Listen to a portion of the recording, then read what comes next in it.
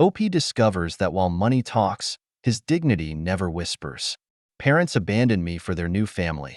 Now they both want me back because I got a $1 million inheritance. I, 21, male, have been abandoned by my family when I was around 12. You see, my parents got separated when I was 11. It took me by surprise because it seemed all fine between them. One fine day, they both sat me down and said they were getting divorced. I thought this to be a prank because I had different notions about divorce. I heard from my friends that when their parents got divorced, there was at least a year-long fight and yelling. In my case, it was a silent divorce. They said they both liked someone else. Mom would be moving out with her new boyfriend, while Dad's mistress would move into our house. They would have joint custody of me since both Mom and Dad would be put up 2 miles apart. I could be between them weekly. I didn't know what to say. Rather, I didn't have any say in that.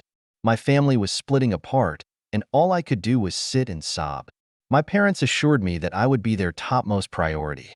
They both promised all sorts of things like getting me the latest video games, taking me on vacations, and getting me anything I wanted. I wish I could make them understand that I didn't want any of those things. I just wanted to live with them in the same house as a family. It was tough for me to see Mom packing her stuff and leaving the house and watching Dad's mistress unloading her truck and setting my parents' bedroom as hers. Mom and Dad got separated on good terms. Stepmom had twin boys almost of the same age as mine. They both hated me in the same way I hated them. My mom's boyfriend had a daughter from his previous wife, but she was living with her mother. I thought of spending more time at Mom's, but soon after she moved out, she got pregnant with her boyfriend's baby, and it all got so weird and complicated. I felt like I was not welcome there. Mom's husband got uncomfortable to see me. They would get into PDAs in front of me, and I hated it. In my dad's house, I felt the same way because my stepmom and her sons hated me. So, I started living more and more with my aunt, father's sister, who was also my godmother. She was 10 years older than my father and was living alone, so I occasionally showed up at hers.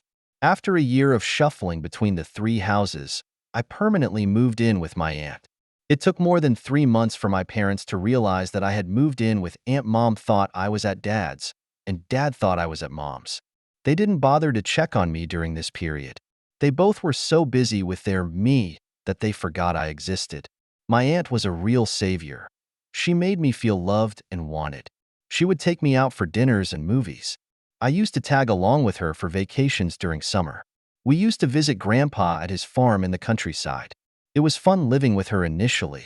Dad used to send my monthly allowance to Aunt, but eventually, he started defaulting on that. Sometimes Aunt used to remind them, and sometimes she would let it slide. I felt bad for piling up on her, so I started working for her and earning my living. She had a plant nursery. I worked there after my school.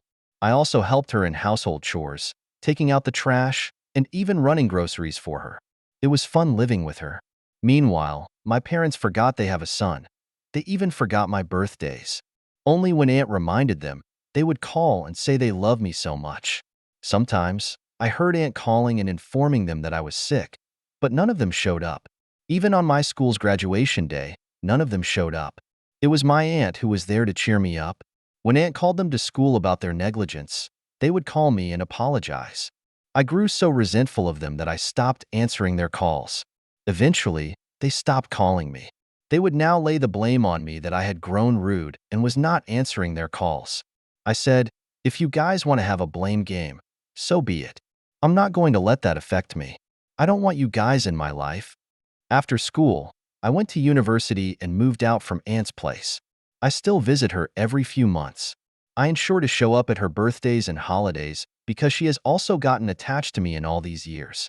I am in my final year at university. 3 months back, my grandpa, father's side, passed away. It was a terrible moment for both me and my aunt. We both were closest to him. Dad and my other uncles barely visited him. The irony is they all turned up for his funeral and at the lawyer's office to see his will. Unfortunately for them, Grandpa gave all his belongings to Aunt, his 150-acre farmland, the farmhouse, and $1 million cash. The remaining money he gave off to charity. That was brutal, but if you know his side of the story, it would make sense. I'll write about it another thread. Briefly understand that Grandpa was ill for a long time. and he wanted to meet his sons. Despite Aunt requesting his brothers to visit Grandpa, none of them showed up. Aunt shifted with him in his final days to take care of him. I had moved out from a university by then. After getting the possessions of the property, Aunt called me home. Her house is what I call home. She told me she would be giving me that $1 million Grandpa had left for her. The happiness I felt was beyond words, not because she gave me the money, yeah, somewhat, but moreover, to think that she cared for me so much when I was living with her. I used to rant about how I wanted to start my own company, hire employees, and so on. She gave me the money and asked me to use that for my dream venture. I just hugged her and cried. If not for her, my life would have been miserable. It didn't take much time for this news to reach my parents. Bam! They suddenly started showering me with their unconditional love. They started calling and checking on me. I asked them to back off. I don't want you guys back in my life. Last week, Dad showed up at my dorm, of course. He got the address from my aunt. I bet none of them remember which university I'm studying. He said he was so proud that I would be graduating this year, and after singing praises of me, he asked me why I was not visiting his home. I asked him, "When was the last time you called?" He stood silent and said, "Oh, you're still mad at us for the divorce. Come on, move on. We both love you. Your mother also misses you. Let me drive you home, then we all can have dinner together." I said, "Back off. The only family I have is my aunt. You both abandoned me long before, so quit showing off your fake love. I know why you're here. That $1 million brought you here, right?" He remained silent and said he had no ulterior motive except for love. He was there to say sorry and me back in his life. He said he heard my graduation was nearing, hence he was here to ensure that I invited them. Unlike school graduation day when I didn't call either of them, I hated having any conversation with him, so I left him midway, saying I had a class.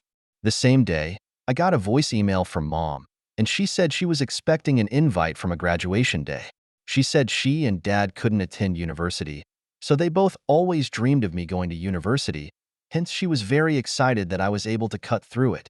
The thing is, I don't want either of them on my big day. I told my aunt about this, and she said it was up to me but suggested I reconcile with my parents. I don't know what to do. I also don't know if they're reconciling for the money or if they are genuinely happy for me getting a university degree. Now out of the blue, your parents are back in the picture, acting like they just won the parenting lottery. Suddenly, they're showering you with love and attention like they're auditioning for the role of world's greatest parents. But you see right through their act. That $1 million inheritance suddenly makes you the golden child again. It's like they think they can buy their way back into your life with a hefty check and a few empty apologies. And then there's your aunt. She's been your rock, your sanctuary, in the storm of family drama while your parents were busy playing emotional tug-of-war. She was the one who truly cared for you, who stood by your side when no one else did. She's the reason you haven't completely lost faith in the family. So now, as your graduation approaches, you're faced with a dilemma. Do you let bygones be bygones and invite your parents to share in your moment of triumph? Or do you stick to your guns, keep them at arm's length, and celebrate with the one who's been there with you through thick and thin? Either way, remember this. Your worth isn't measured by the size of your bank account or the amount of attention you receive. It's measured by the love and support you give and receive, by the strength of the bonds you forge with those who truly matter. So whether your parents decide to shape up or ship out, know that you've already found your true family, and that's something money can't buy. Update 1. Hello there. Sorry for the late update. Life has been busy. Good news. I have graduated from university, and I landed a job as well. Thank you. Well, let me start by answering some of the common questions I got in the comments. First was about my aunt. People asked me about her family and how she was able to accommodate me for so many years. I think I wrote in my post that my aunt is 10 years older than my dad. When I moved to her place, she was in her late 50s. She was single. Her husband died in an accident when I was tiny, maybe 1 or 2 years old. She has a daughter who had moved out in her teens from medical school. She is a cardiologist now and is settled in the UK. So, Aunt has been living alone. She didn't date any men after her husband's demise. Her daughter and I tried to set her up with a few men, but she absolutely denied it. She said she loved her plants and was happy nursing them. Some of you said I was too harsh on my parents, that they have a right to get separated and remarry. You all are right. They do have the freedom to choose their partner. But it is never justified to ignore your children after your new family comes into your life. My parents did the same. They neglected me for their new family. Initially, they said I would stay 1 week at dad's and 1 week at mom's. Though we were following the schedule, sometimes they would be like, it's my time again to have you. Then they would always plan without me. Their dinner plan would always be after I left. They would even talk like this in front of me. Oh, this week he's here. Let's go out next week. How would you feel when your parents behave like this? I think I've spoken about my mom that within a few months of her moving in with her new boyfriend, she got pregnant. They indulged in PDAs in front of me, which was unbearable. They once took me on a 2-day trip with them. They made me sit inside the room for the whole 2 days while they went outside sunbathing. When they were in the room, they would ask me to sit on the balcony outside. Though I was a kid, I knew exactly what was going on inside. I mean, I was 11. Besides, I could hear them doing stuff. Gross. I know. And that man is not even your father. So how do you expect me to stick around them? I stopped going to mom's after that. Dad was still better than mom. Sometimes he tried to include me in the plans, but his stepsons would throw tantrums at him. Then he would say, okay, skip this one. Maybe next week, father and son could go fishing. That next week would never come because next week I would be at mom's. So, soon I realized that my parents had some sort of agreement that whenever they had to get rid of me, they would say, let's do it next week. And then next week, I would be the other one's responsibility once he was able to tag me along in their family vacation, and it was so horrible. The first day, we all went out. His wife and her sons kept him busy, and I felt so much neglected. Even for the family pictures, they would ask me to take their pictures. I was in none of the pictures with them. There were just 4 pictures of me. In 3 of them, I was alone, and in 1, it was with Dad. I guess now I have given enough context to people who have been here, telling me that I was too harsh on my parents. Anyhow, talking about the current situation, like I said, my parents wanted me back in their life. They said it was because they wanted to be a part of my graduation day, and it was a proud moment for them. I said, I don't want you guys on my big day. Where were you guys during my high school graduation? Busy with your new family. That's right. When they persisted further, I said, okay, but I didn't invite them. I thought they would again reach out to me as the graduation day approached. I even got extra hall tickets for them, in case they showed up and invited, but they didn't. They forgot about it. Aunt attended the convocation. I strictly asked her not to reveal the dates to my parents. It is almost a month now since my graduation day, but none of them called me to check for the dates. So, my graduation was just an excuse for them to have me back in their life. Well, congratulations on your graduation and landing a job. You're officially a fully fledged adult now, navigating the treacherous waters of responsibility and paychecks. But hey, at least you've got a degree to show for it. Right now, let's talk about your family circus. Your aunt sounds like the real MVP. A single lady with a green thumb and a heart of gold, raising plants and raising you with equal love and care. Who needs a man when you've got a garden to tend to? Am I right? As for your parents, well, they sound like they missed the memo on parental responsibility, ignoring your own flesh and blood for the sake of the new family. That's some next-level neglect, right there? And now they went back in your life, please? The only thing they're interested in is a front-row seat to your success story and a piece of the dough. Update 2. Here's a new update. Almost 2.5 months after my graduation day, Mom called me and said my half-sister had graduated from primary school, and now they have put her in a private elementary school. However, they have a shortage of funds, and they want me to pitch in. I was flabbergasted at her demand. When I asked why, she said, she's your sister, so you should fund her education. She didn't waste any time in coming to the point. She said, we know that your aunt has given you a $1 million inheritance money. Of course you do, she continued. Your sister needs you. This is your time to step up and be a big brother. I stopped her right there. Hello, delusional you. I have never seen that sister you're talking about. Where were you when I needed my mom when I was sick and cold? You were nowhere. She started sobbing and said, what can I say? If you were still stuck in the past, I thought you have a huge sum of money. What are you going to do with it? So, what's better than your sister getting educated in a private school? I wanted to say a lot, but I didn't. I said, I had plans for that money, and I cannot spare a penny to anyone else. She hung up the phone after that. She didn't even ask me about the graduation day. I was right. Their rekindled love was only for money. I was still processing it when one day I got a call from a bank. They wanted me to pay for my dad's defaulted mortgage. I asked, from where did they get my number? They said, Dad gave it to them. Dad had taken a personal loan, and he didn't pay the mortgage for a few months. When they came hunting for him, he requested them to contact me because he had run out of money.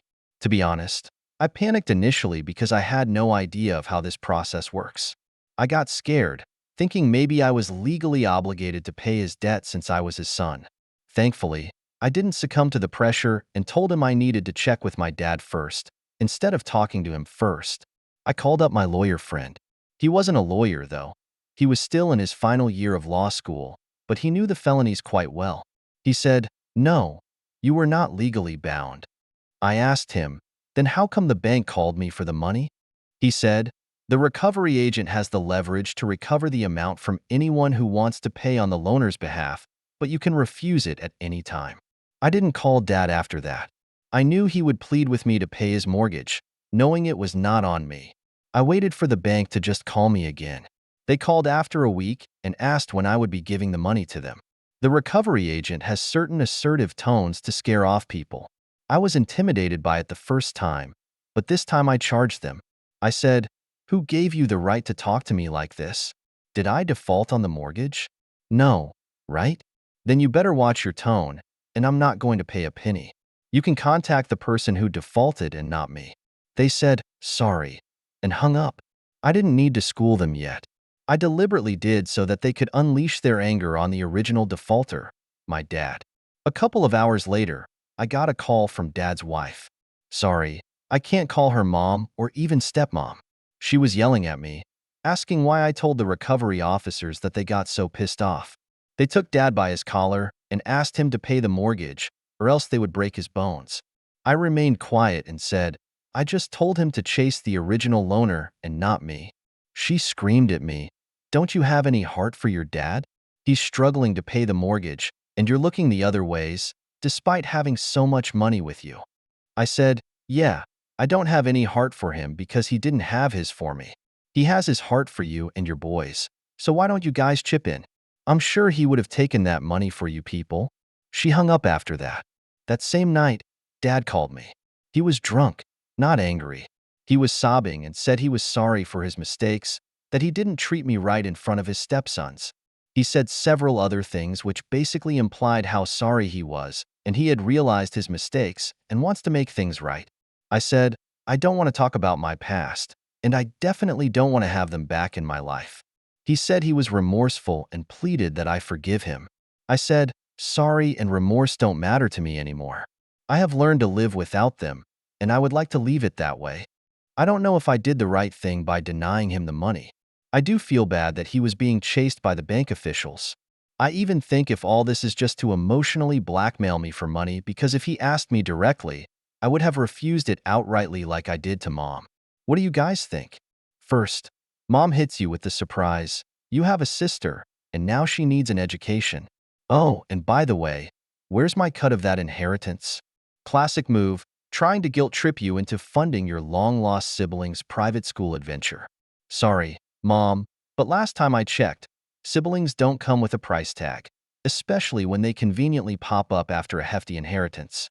Then, just when you thought you dodged one bullet, Dad pulls out the big guns, or should I say, the big debts, and let's not forget Dad's tearful late-night confession, complete with a side of liquid courage. Remorseful, repentant, and ready to make amends, or so he says. But forgive and forget? Not so fast. After all, forgiveness doesn't come with a price tag, and sorry doesn't erase years of neglect. Update 3. Thanks for the valuable comments. Some of you are right in saying that it wouldn't have hurt me to cover his couple of months of mortgage. Even I thought so, but you know what? They don't deserve it, neither of them. After writing the last update, I felt so remorseful that I was about to call Dad and ask how much money he needed. But before that, I got a mail from Mom inviting me for dinner.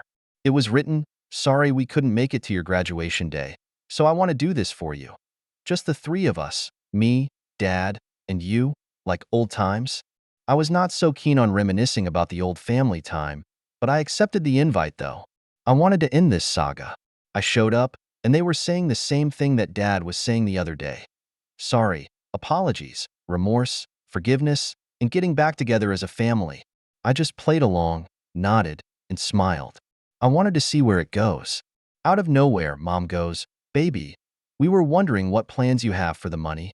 I looked at her, and she said, "No, I mean, Dad, and I could suggest you some good investment advice. You're pretty young to take this decision on your own." I casually said, "Yeah, Anne is helping me with that, so I'm good, thanks." Silence prevailed for the next few minutes. She makes a comeback and says, "Dad has been in trouble because he defaulted on the mortgage." I said, "I know, but Dad, why did you take that personal loan for business?" He lowered his head and said, "For his son's college."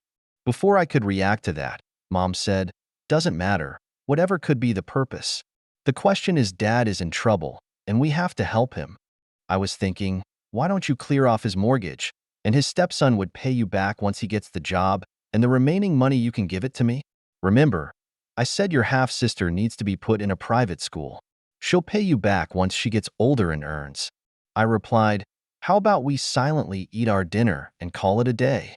She lost her mind at my sarcastic reply and yelled that I was still that attention-seeking brat who only cared about himself. I said, "Yeah, that is what I am." I could have lectured them about the behavior, but who wanted to waste time on them? I mean, they know I have an education loan to pay off, but still, they wanted me to give my money for my stepbrother's loan and my half-sister's private education and work hard to pay off my own loan. Why? Wow.